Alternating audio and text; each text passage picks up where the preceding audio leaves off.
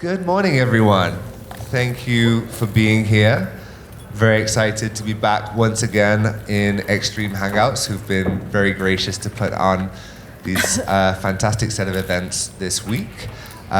Today we'll be talking about islands, oceans, and climate, and the role of subnational island jurisdictions at COP.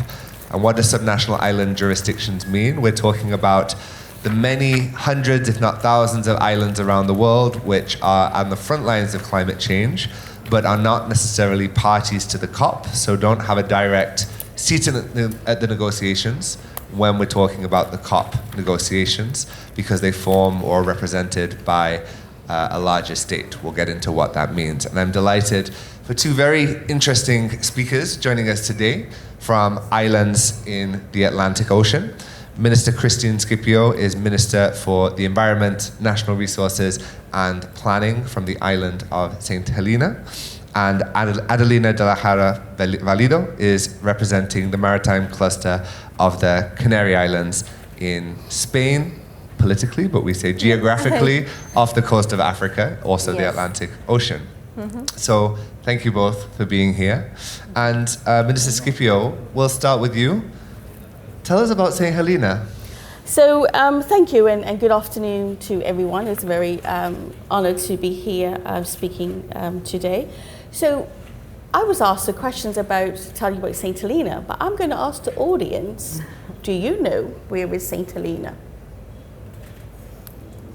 I saw a hand went up. Yes? South Atlantic Ocean? In the South Atlantic Ocean. So well done, because since I've been here in COP on this occasion, a lot of people more know where St. Helena is today.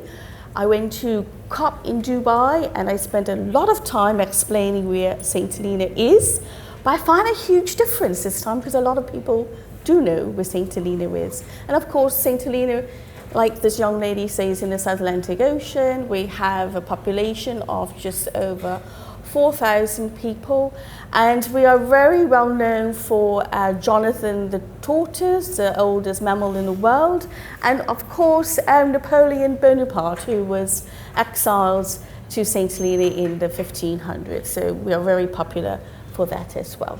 So James, to answer your question, I don't really need to tell the audience where is St. Helena because they do know where St. Helena Island is. Fantastic. And I think maybe some other important points to know about St. Helena in terms of the remoteness and the population, just to give people a perspective. Just briefly, what is the population of St. Helena and how does one get to St. Helena? So yes, that's a very interesting question. So the population is just over 4,000 people. So some people might think that the population of St. Helena is just a small village in your place where you're from. So for me to be able to get to this event today is that I had to travel by aircraft from St. Helena to Johannesburg. Johannesburg is in South Africa, and that is our hub. From South Africa, I then had to travel to the UK and arrive at London Heathrow, and then I made the journey across. So our airport only opened in 2017, so for me as a politician on the island, to be able to attend a conference overseas, I had to be off the island for about 6 weeks to attend a conference that was probably just 2 or 3 days. And the reason for that is that we did not have an airport. The only way to travel to St. Helena was by sea, and we had a passenger cargo vessel which is called RMS St. Helena, and it visits St. Helena on a 6-weekly basis. So we travel from South Africa to St. Helena, to Ascension, and to the United Kingdom. So I became a politician in 2012, and for me to attend an overseas conference, I had to do a 2-night on this vessel, the RMS St. Helena, from St. Helena to Ascension, and then I had to wait on Ascension for the MOD flight to be able to connect to Bryce Norton in the UK. And as I said, the frequency of the vessel wasn't, of RMS St. Helena wasn't every day or every week. I had to be off the island and wait until the vessel went to Ascension to collect me on my return and then went back to St. Helena. So there's been a huge improvement. So I do remember also when attending conferences, and some delegates were complaining that they had traveled for 8 hours to be able to attend the venue.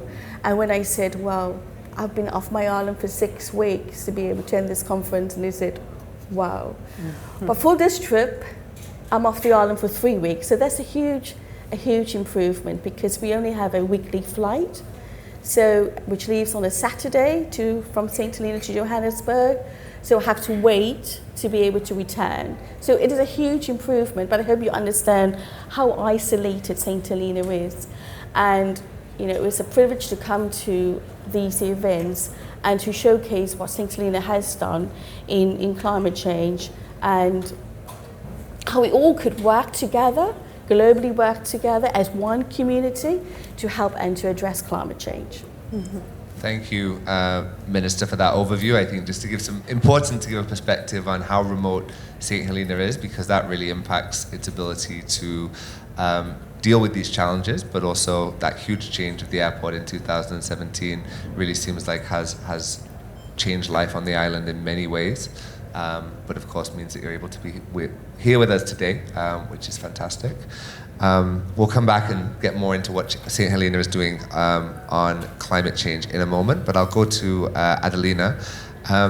Adelina, Canary Islands, also in the Atlantic, also islands, obviously, an archipelago, slightly different to St. Helena, but we'll talk about some of the commonalities as well. But can you just introduce the Canary Islands to our audience? Okay, well, first of all, we would like to say thank you for having the Canarian delegation here at the COP29, which is a pleasure to be here.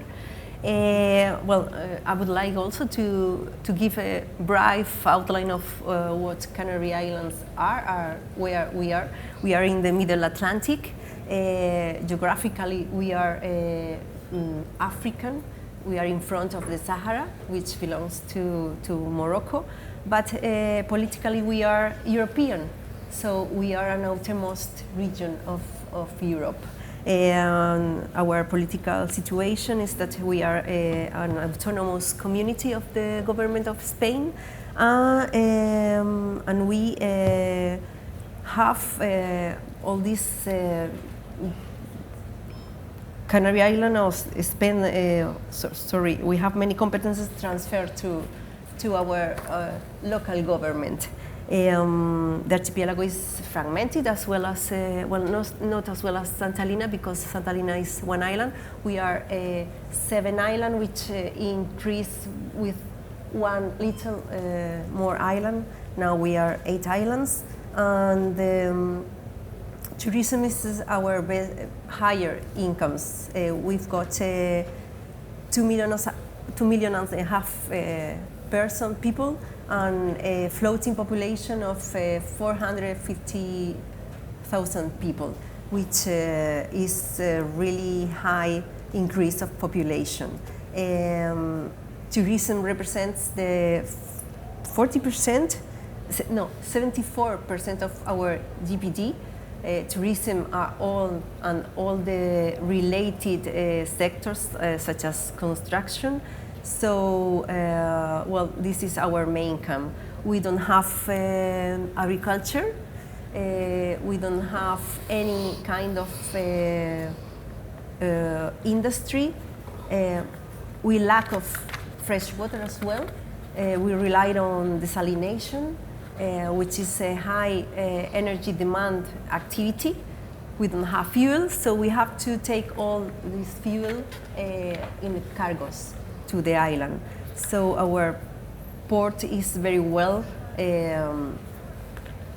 seen all over the world. We are located in the Middle Atlantic, and everything what we consume arrives from foreigner countries, 90%. So we would like to get more greener, and to that we are investing a lot of effort. we've got universities. We try to develop new technologies, novel technologies, and well, we are on this path to sustainable development. And your population is around 2 million? 2.5 million. 2.5 million. But a fixed population of 2.5 million, and then we've got this 420,000 people coming per year. Okay. So the problem is that we've got a lot of tourism. Lots of tourists. And we have to adapt our facilities, all our needs to this high demand. Okay, understood. So in both cases, thank you both for introducing your islands, very important context. And in both cases, your islands have a high degree of autonomy, high degree of local powers, especially in climate and environment. But in the COP system, I'm curious to know what that means in terms of your participation, how you participate here, and also what projects, when it comes to climate adaptation and climate change, and environmental work, your governments are undertaking with that autonomy. So, Christine, I know that there's a lot of work happening in St. Helena when it comes to both adaptation and mitigation. Can you tell us about the work your government's taking on? So thank you, James, for that. So one of the things that we do have is the Cloud Forest project, and on St. Helena, the Cloud Forest project is the only one that's left. So the Cloud Forest restoration project, I should refer to it as, it is key to our water security, and of course it does have over 250 of our unique species there as well. And St. Helena, what I should have mentioned earlier, that St. Helena is highly reliant on funding from Her Majesty the government. So we're not self-sufficient. So to be able to undertake this work for this cloud restoration is that we had support from the UK government with funding in to be able to do that. And so most of our water supply comes from our peaks, our national peaks. So that is one of the projects that we are doing with the help of the UK government. Another thing that what we're looking at in St. Helena is making sure that we've got a long-term water resource management plan. So again, with the helpful funding from the UK government, we're able to put out for a tender to help some feasibility studies to be undertaken to be able to do that. But going back to climate change in itself, James, as to what we as government is doing, we do have a climate change policy. And those policies are looking at strategies and the processes that how we can mitigate and how we adapt to climate change impacts and challenges on St. Helena. So within this climate change policy, we have an action plan about how the future, we can mitigate the future risks for that. And the approach that we are taking at the moment is trying to get St. Helena government separate portfolios to take the lead on doing certain things to try to mitigate that. Another thing that we are looking at is working towards renewable energy.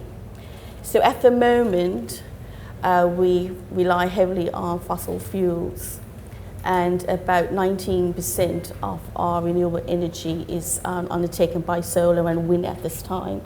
And St. Helena government's aspiration is to become 80% renewable by 2027-28. But of course, to be able to do that, we need to do some more feasibility studies and things like that. But again, due to funding constraints, we rely heavily on the UK government to help us to get the consultancies come to St. Helena to help us to develop all that.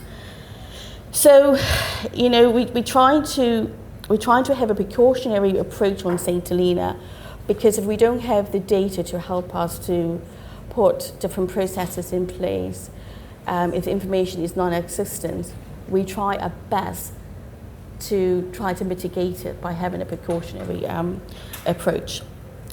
So there's a lot of things that we are trying to do in St. Helena, but we really do need funding to be able to move forward. And of course, with St. Helena, it's just one little island. We need to be working together to be able to move forward with climate change. And just to be clear, really, the primary or only source of funding is the UK government when you're looking at adaptation? Yes, at the moment. At the moment. What does that collaboration look like with other islands? I know that UKOTA, the UK Overseas Territories Association, there's a certain level of collaboration. So what we do go into partnership agreements with other overseas territories. So for instance, like our sister Ireland. Ascension Island, if there is a project that they are leading on, and then we as the government can support, or for us, if we're leading on a project, then we have partnership agreements with other overseas territories. When I talk about funding streams, we talk about funding streams through DAFRA. So then you have different non-government organisations in the UK who will then help us with doing those particular studies. So it is having partnership not only with international partnerships but also local, because even some non-government organisations on St. Helena, for instance, the St. Helena National Trust, we also work in partnership with them to try to move forward with different projects on St. Helena. Fantastic. Adelina, I know as part of the European Union, the situation is different in the Canary Islands, but looking at the climate change collaboration and projects, what's the situation? Okay, well, I work at the maritime cluster of the Canary Island. This is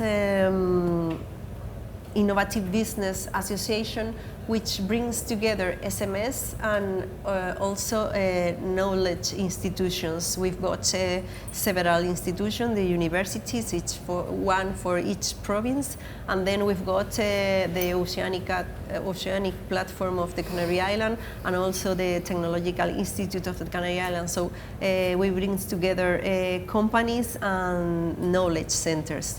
So with these partners, we can ask for funding from the from Europe. And this is one of our difference with Santa Helena. We also look for alliance with different territories such as ours, because even when we are in Europe, the situation is not very well recognized and known. So sometimes you are out of all these things which are going on the mainland Spain. We cannot, in terms of climate, we cannot change from fossil fuels to renewable energies as fast as we would like to, because we are not connected to the mainland. We are quite far from the mainland Spain, and we are always looking for alliance with other territories. In that sense, we ask for Interreg MAC funding, which is a transnational funding, and it would be nice to have Santa Helena, because, well, we just received some funding to establish this, or to consolidate what we call A3M alliance, which is an alliance to put together all these outermost regions of the Macaronesia region, which are Azores, Madeira, Canarias, and Cabo Verde. And maybe Santa Helena could be an associated partner of this nice project. We would like to work here, or we are going to work. The A3M project started in 2013, but now we are going further and we want to take this project to European level. So maybe kind of association with Santa Helena could be nice. And we are working on blue economy and on youth vocation, because one problem we've got is that youth doesn't know that we are surrounded by the sea, but it's not very well known. So this is one of our main objectives, to show the potential of all of we have surrounding us. So James, can I just mention something here? So, by attending COP, Baku, by participating in this conversation today, it's now created a opportunity for St. Helena and yourself to work in collaboration. So, I always get the question, what is the benefits of coming to these venues, to COP? So by coming here, being in person and having an engagement, it creates, like today, it now has created an opportunity. So thank you. Yeah. So you heard it here first, Canary Island and St. Helena partnership. I hope we can make something like that happen, because that's really our philosophy with Island Innovation as well, is pushing these direct island-to-island connections, which sometimes politically can be more challenging, especially when the national delegations from the capitals are focused on slightly different issues, but that's why it's so great having these subnational conversations. This is the focus on this panel, and we've been doing throughout the COP conversation. So, no, definitely glad to be able to see these kind of partnerships arising, because as we can see, despite the many differences, there are many commonalities between those challenges. Yes. We always think about Martinica, Caribbean island, but we've got Santa Helena at the south of the Atlantic, so it's just there. Yeah, the basic principles are the same, although there are differences, like you mentioned, James. So for instance, like we don't have hurricanes, but we have experienced drought. So principles are the same. We've got 5 minutes left. We do have a bit of time for questions if there's anyone in the audience that has any burning questions or comments on what we've discussed so far. Yes? Okay. We have a microphone. I see 2 hands, so I'll ask both to go, and then we'll get some final reflections from each of the panelists. And I'm quite happy to remain if anyone wants to have any further conversation with me, because I know James, you've only got 5 minutes, so just filling a gap while somebody's handing someone the mic, that I'm quite happy to hang around after this session. If anybody wants to have a further conversation with me, I'm quite happy to do that. Hi there. I'm from the United States, and sorry about my kind of ignorance on the subject, but I was just wondering what the geography of both of your islands are like, just because you talked a little bit about adaptation and kind of the measures to fund adaptation, and I was wondering if increasing sea levels was something that you are concerned about. In terms of adaptation. Before we answer that, there was a question behind you as well, so I'll get both questions at the same time and we'll answer them together. Hi, so I'm Kettle Warboys. I'm the St. Helena government you could represent. You just speak into the mic. Yeah. So I just, Adelina, wanted to clarify one point. So as a UK overseas territory, we're kind of technically part of the UK, but when it comes to accessing climate funding for climate adaptation, mitigation, loss and damages, we are not eligible to access any of the international funding streams, nor can we access local UK funds. So the only funds that we as UK territories can access is funds that is allocated specifically to St. Helena. And although we're a very small territory, the St. Helena in itself, but all of the UK territories actually help the UK to achieve, definitely its 30 by 30 goals. So for example, 75% of the UK's overseas territories' oceans, more than 4 million kilometers of oceans is already protected.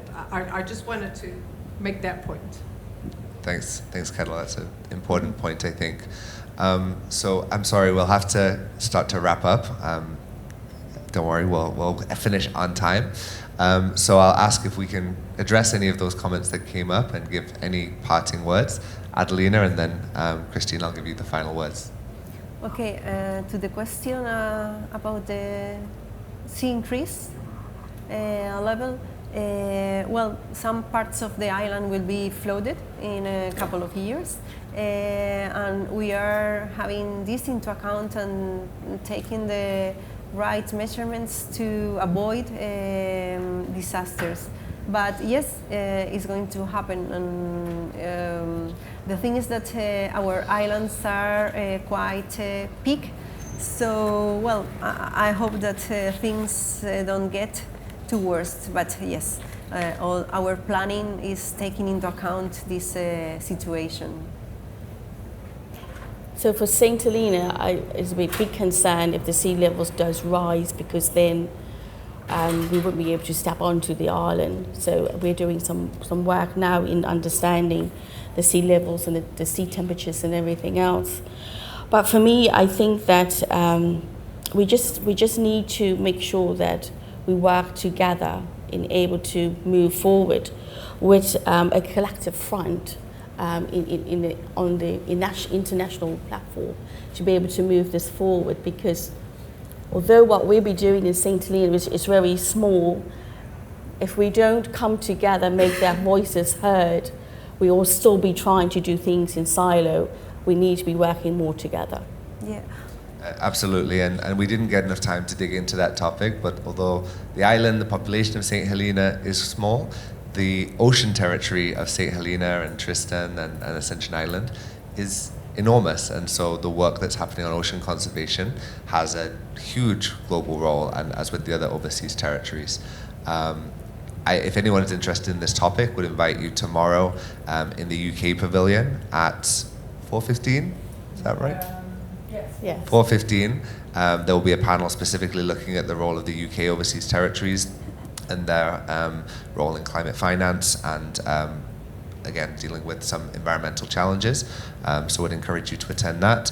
And there have been a number of sessions from other regions such as the Dutch Caribbean islands and Guam and Puerto Rico, many territories that have all the characteristics of small island states but don't necessarily have access to climate finance, which have been explored. So would welcome you to look at Island Innovation's daily bulletin for Island Voices, where we summarize news coming from COP every day, and you can check out islandinnovation.co for more information on that. So with that, thank you very much to both of our speakers for that interesting insight. As we mentioned, speakers may be around for a few minutes if you have any further questions. And thank you again to Extreme Hangouts for the chance for this great session, fantastic venue.